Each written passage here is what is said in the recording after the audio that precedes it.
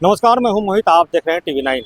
लगातार पूर्णिया में जो है साइबर क्राइम का ग्राफ जो है बढ़ता जा रहा है और इस एरिया में जो है साइबर अपराधी ने अपना पांव जमा लिया है। अभी हम खड़े हैं साइबर थाना में और साइबर थाना में जो है लगातार जो है साइबर से संबंधित जो है अपराध के मामले जो है वो दर्ज हो रहे हैं। अभी हाल ही में पूर्णिया के डगरुआ का एक युवक को जो है म्यांमार से जो है वो रिकवर किया गया।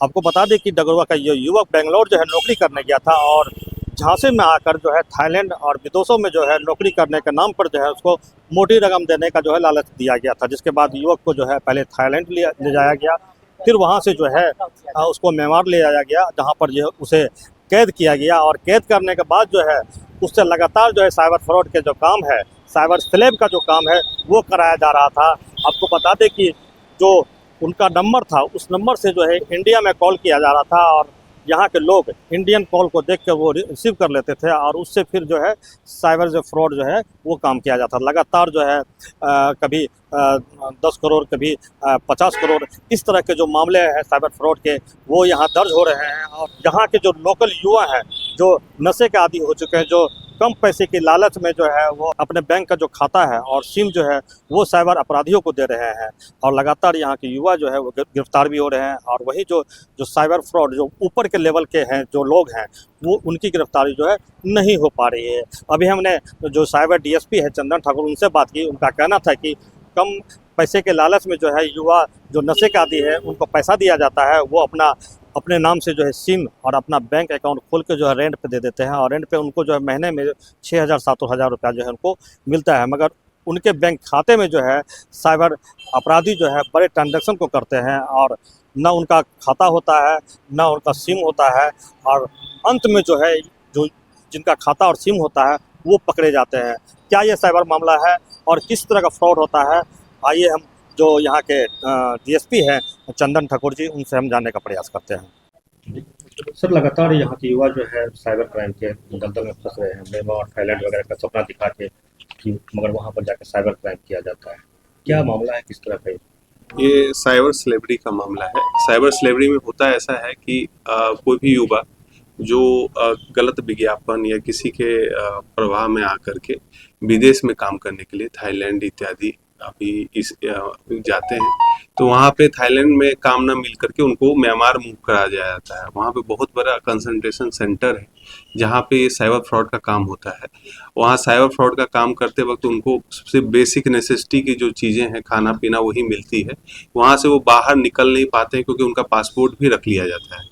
तो एक तरीके से वो स्लेव हो जाते हैं। वहाँ साइबर का स्लेव की तरह यूज़ करते हैं और उसका इस्तेमाल साइबर फ्रॉड जो लोग होते हैं, जो मास्टरमाइंड होते हैं, वो विभिन्न देशों के लोगों को टारगेट करने के लिए करते हैं। उसमें होता ये है कि एआई का इस्तेमाल करके लड़की की आवाज़ या किसी भी और भी तरीके से एटीएम फ्रॉड, केबीसी, टेलीग्राम वाला सारा चीज़ों का इस्तेमाल करके पैसा का लेन देन होता है और वो व्यक्ति बैठा रहता है बाहर म्यांमार में और फ्रॉड हो रहा है इंडिया में इंडियंस नंबर से। इसमें सिम बॉक्स का भी कई जगह पकड़ा गया है। सिम बॉक्स अभी हाल फिलहाल में पूर्णिया से भी एक सिम बॉक्स बरामद हुआ है। सिम बॉक्स क्या करता है, इंटरनेशनल नंबर को इंडियन नंबर में कन्वर्ट कर देता है। जो इंटरनेट से कॉल्स आते हैं उसको इंडियन नंबर, जब किसी के पास जाता है तो इंडियन नंबर में कॉल जाता है, वो इंडियन नंबर देख करके उठा लेता है। वो इस प्रभाव में आ जाता है कि इंडियन नंबर है तो यही का आदमी बात कर रहा होगा, मगर वो एक्चुअली विदेश में बैठा रहता है। इसका इस्तेमाल भी साइबर फ्रॉड के लिए होता है। युवा से स्पेशली अपील रहेगा कि जब भी कभी कोई आदमी उनसे मिले जो उनको म्यांमार या विदेश में काम करने के लिए प्रलोभन दे और उनको पता है कि उनके पास ऐसा कोई स्किल सेट है नहीं जो बाहर रिक्वायर्ड हो या कोई joining appointment letter proper proof के साथ वो नहीं देखे, ना एम्बेसी जाकर उन्होंने वेरीफाई किया कि क्या ऐसे उसको जो वीजा मिला वो किस बेसिस पे मिला है।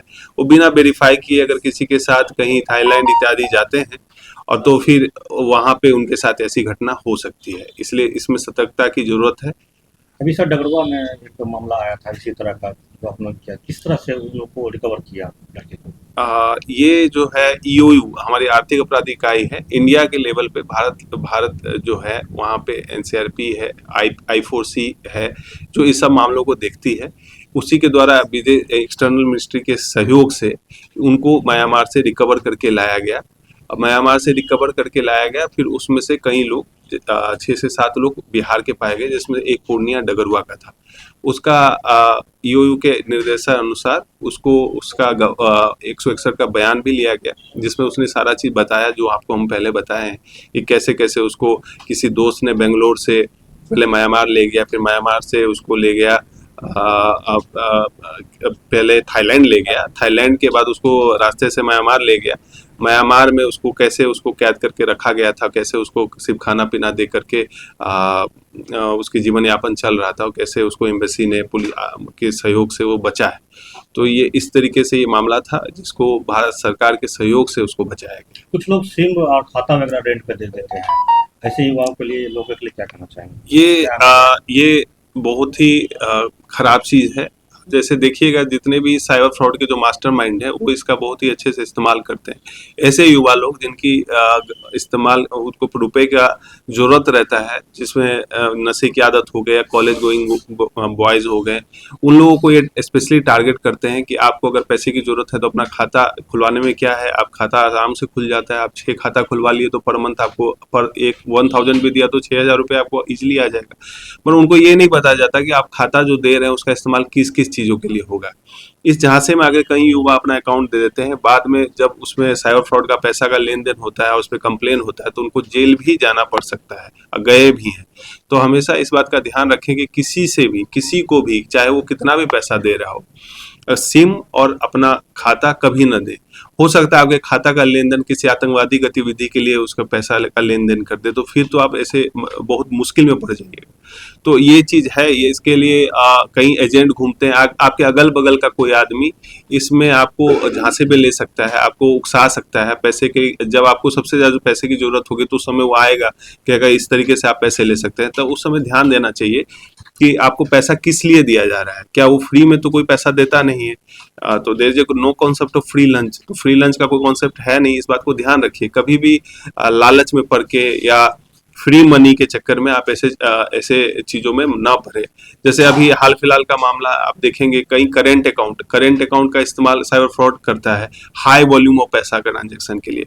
अभी हमारे यहाँ एक केस भी रजिस्टर हुआ है जिसमें करेंट अकाउंट का इस्तेमाल डिजिटल अरेस्टिंग के 10 करोड़ रुपए का प्रवाह के लिए किया गया है।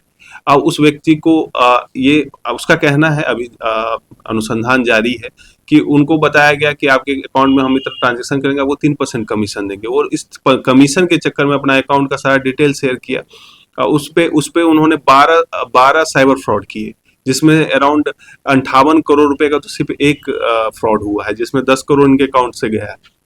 उसकी वजह से उनको जेल में जाना पड़ा। तो ये आप एक लाइव एग्जांपल देख सकते हैं कि किस तरीके से आपका लालच आपको कितना बड़ा ट्रबल में कर सकता है। तो इसका हमेशा ध्यान ग्रामीण रखना क्षेत्र के महिलाओं के लिए खाता जो खुलवाया जा रहा है, 10-10 हजार रुपया सरकार दे रही है, इसके नाम पे भी कुछ फ्रॉड हो रहा है कि लोग जा रहे हैं, खाता खुलवा रहे हैं थम लेके, उनके लिए क्या करना चाहेंगे? देखिए, ऐसा है कि आपके गांव घर में कई जगह ऐसे लोग अनऑथराइज ट्रांजैक्शन या बैंक खोल के रहते हैं कि आप हमको ऑनलाइन आप पेमेंट कीजिए, हम आपको कैश दे देंगे। इस तरीके का है।